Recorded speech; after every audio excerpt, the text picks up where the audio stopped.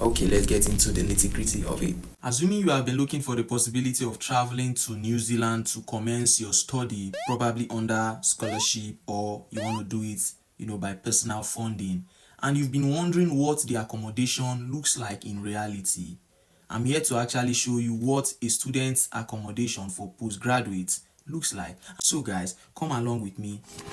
Are you ready? Let's go, guys.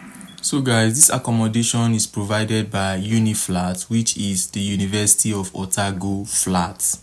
The flats are built in such a way that you can have the one that is called a studio apartment where you have your space to yourself, but this area has shared apartment. You can see like a common area outside where you can come out, have your lunch, you guys can chit chat and just have fun. Basically, I really love the way they built the environment. You can see beautiful flowers, wooden elements, probably because of the landscape and the environmental condition or situation here in New Zealand.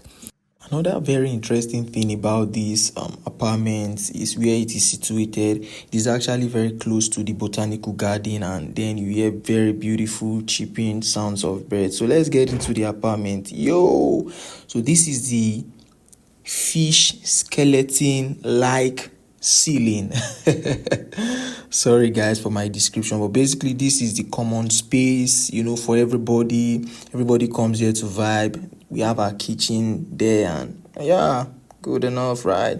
And this is the washing machine, obviously, and the dryer.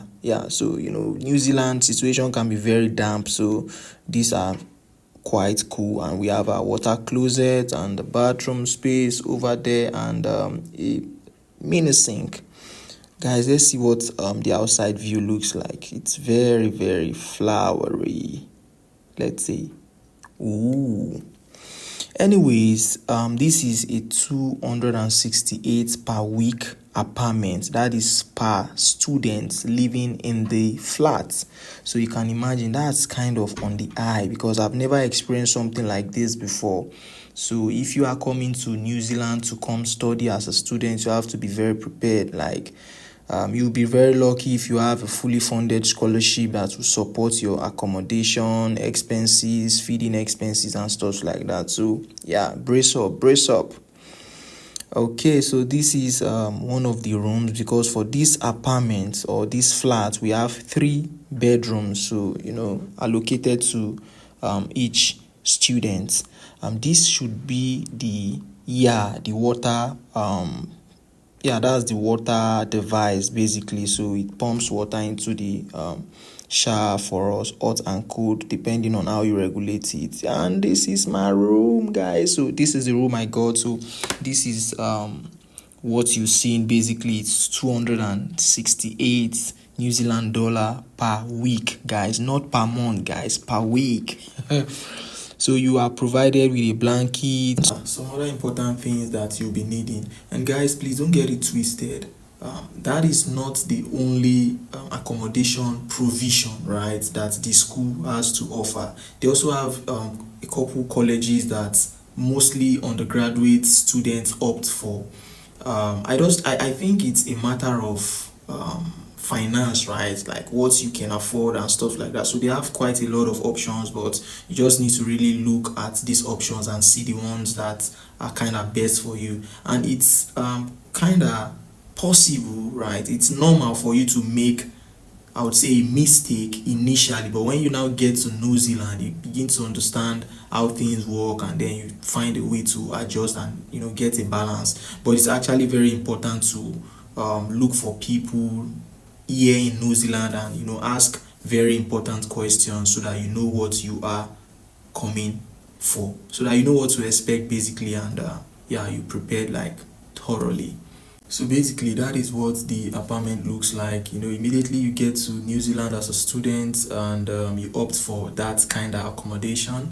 You are given blankets, you are given like the necessary coverings, right, that you'll be needing at night when you want to sleep basically. And I would like to say that it's not like compulsory, especially for PhD students like myself. You could actually get places outside of what the university can provide for you. And I think to a large extent it is way cheaper, because I'm looking forward to evacuating or vacating, right?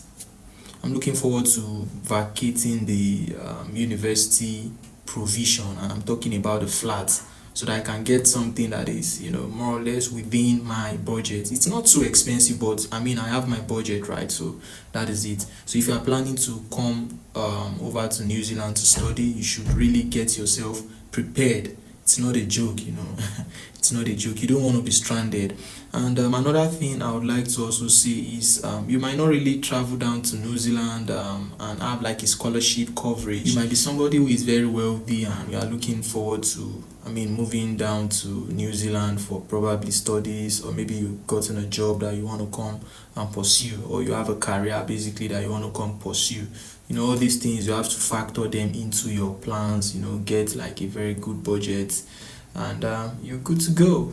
So I promised, right, that I was going to share this information with you guys. So that is it. And one thing I would also want to remind you guys is, if you yet to subscribe to my YouTube channel, please do, because I think I need to share information about how I got my scholarship. Yeah, I got a fully funded scholarship, and how that has been for me, over here in New Zealand, and how life can be generally here in New Zealand. I'm actually at the southern part of the country, so this is like the southern island, which is quite beautiful. But I mean, the southern island can be very cold, because of changing weather condition or weather pattern, if you like. It's nothing compared to what is obtainable over there in the North Island, where you have places like Auckland, and also the capital of the country, right? So yeah, basically that's all the information that I have for you guys today. So are you still willing to come over to New Zealand? See you in my next video. I don't want it to be too long. Ciao, ciao. Love you guys.